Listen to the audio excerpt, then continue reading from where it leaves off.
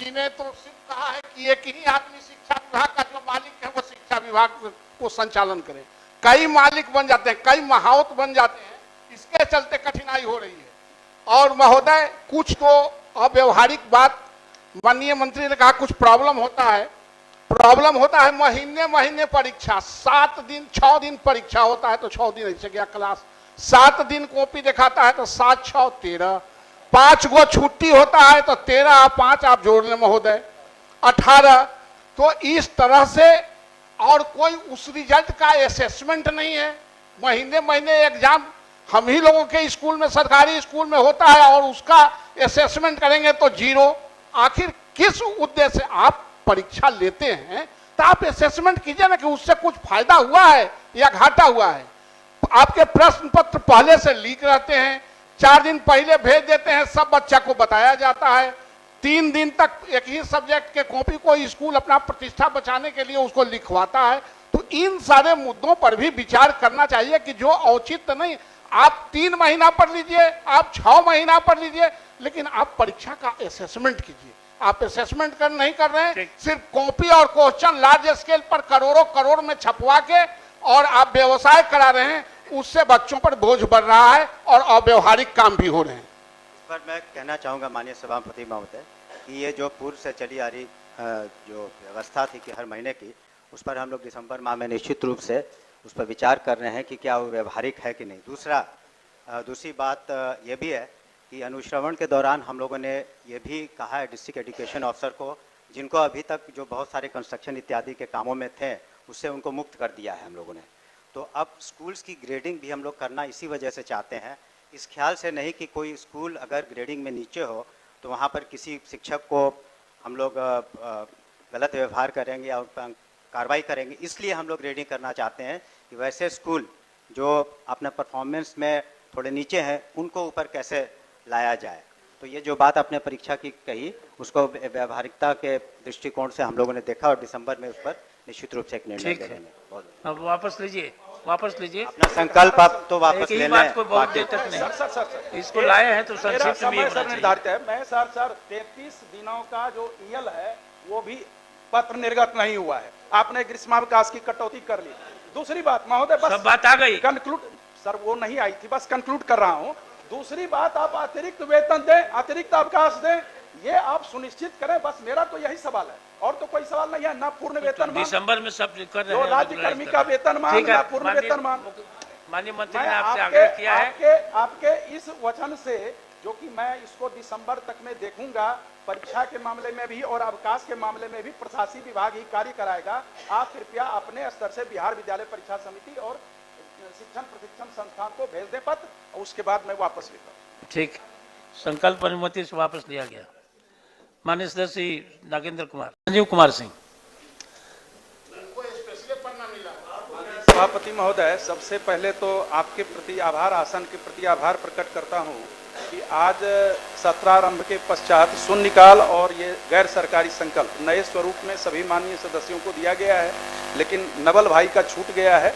कृपया कल से याद रखा जाएगा, इसके लिए बहुत बहुत आभार महोदय। ये कभी कभी हमारे चैम्बर में भी होता है, तो आके चैम्बर में कर लेंगे हमसे। सभापति महोदय, तो मिला ही है। यह बिहार विधान परिषद राज्य सरकार से अभिस्ताव करती है कि वह राज्य के सरकारी तथा मान्यता प्राप्त माध्यमिक उच्च माध्यमिक विद्यालयों में विभागीय अधिसूचना के तहत निर्धारित अवकाश तालिका के अनुरूप ही नामांकन, पंजीयन, परीक्षा आदि कार्यों के साथ साथ प्रशिक्षण कार्यक्रमों को भी आयोजित कराना सुनिश्चित करावे। माननीय सभापति महोदय, इस संकल्प के लाने के पीछे उद्देश्य यही है। प्रशासनिक विभाग शिक्षा विभाग है, लेकिन बिहार विद्यालय परीक्षा समिति द्वारा चाहे वो मासिक परीक्षा हो या वार्षिक परीक्षा हो या सेंटअप परीक्षा हो, विभाग द्वारा यूडाइस कोड का कार्य हो, पंजीयन कार्य हो, परीक्षा प्रपत्र भराने का कार्य हो, आए दिन लगभग 5-7 वर्षों से देखा जा रहा है विभागीय जो अधिसूचना है, जो निर्धारित अवकाश तालिका है, उसकी अनदेखी करके बिहार विद्यालय परीक्षा समिति भी और विभाग भी, एक बिहार शिक्षा परियोजना है, एक SCERT है, राज्य शिक्षा एवं शोध संस्थान, शिक्षण प्रशिक्षण संस्थानों में छुट्टी में ही चलाती है। तो ये कहाँ का नियम है? एक तरफ प्रशासनिक विभाग छुट्टी निर्धारित करती है, दूसरी तरफ छुट्टी के दिन परीक्षा लिया जाता है। सामान्य प्रशासन का सभापति महोदय पत्र है बिहार सरकार का, मंत्री महोदय, जो कि अगर छुट्टी के दिन कोई भी कार्य किन्हीं से लिया जाएगा तो 1 दिन के बराबर वेतन दिया जाएगा। काहे नहीं क्षतिपूर्ति दिया जाता है? उसके बदले एक और विकल्प है, अगर छुट्टी के दिन कोई भी कार्य होगा तो उसके लिए अतिरिक्त अवकाश देय होगा, लेकिन कहीं कुछ देय नहीं होता है। पिछले साल ग्रीष्मावकाश की चोरी कर ली गई। मतलब हम इस सबको इसीलिए कह रहे हैं, सभी सदन जान रहे हैं, सदन में भी ये बात उठी थी, ग्रीष्मावकाश में छात्र छात्राओं के लिए अवकाश निर्धारित था और शिक्षकों को ग्रीष्मावकाश में सिर्फ स्कूल में बैठने के लिए कहा गया। तो ये क्या क्या विभाग में हो रहा है। अभी भी मंत्री महोदय को हम धन्यवाद देते हैं, मुख्यमंत्री महोदय को भी धन्यवाद देते हैं, जो कि 10 से 4 बजे का जो समय था, जो दैनिक अवकाश था, जो विद्यालय संचालन का था, उसमें शनिवार को मंत्री महोदय छोड़ दिया गया है। शनिवार को मुख्यमंत्री महोदय ने विधानमंडल में ही कहा था, आपने भी कहा था, शनिवार को सब दिन हाफ डे होता था। तो ये सब जो हो रहा है, कम से कम इसको आप माननीय मंत्री जी के लिए कुछ छोड़िए। महोदय विभागीय स्तर पर ये स्पष्ट मंत्री महोदय कर दें, चूंकि मैं कोई ये संकल्प लाने की जरूरत ही इसलिए हुई, जो कि जो सामान्य प्रशासन विभाग का निर्देश है उसके तहत या तो क्षतिपूर्ति उनको अवकाश दें या तो उनको 1 दिन के बराबर वेतन दें, नहीं तो आप ये निर्धारित कर दें जो शिक्षा विभाग का अवकाश है उस अवकाश के दिन कोई भी कार्य नहीं होगा, चाहे विविध प्रोत्साहन योजना हो वो भी खोल दिया जाता है। छठ के दिन पूजा है, लोग अर्घ देने जाएंगे, उस दिन ऑनलाइन आप नामांकन कीजिए, रजिस्ट्रेशन कीजिए, आप टीचर वहां बैठे रहेंगे, तो छुट्टी क्यों दे? तो मंत्री महोदय इसको संजीदगी से सहानुभूति ठीक है, बोल लीजिए। और शनिवार को हाफ डे को देखा। जवाब नहीं,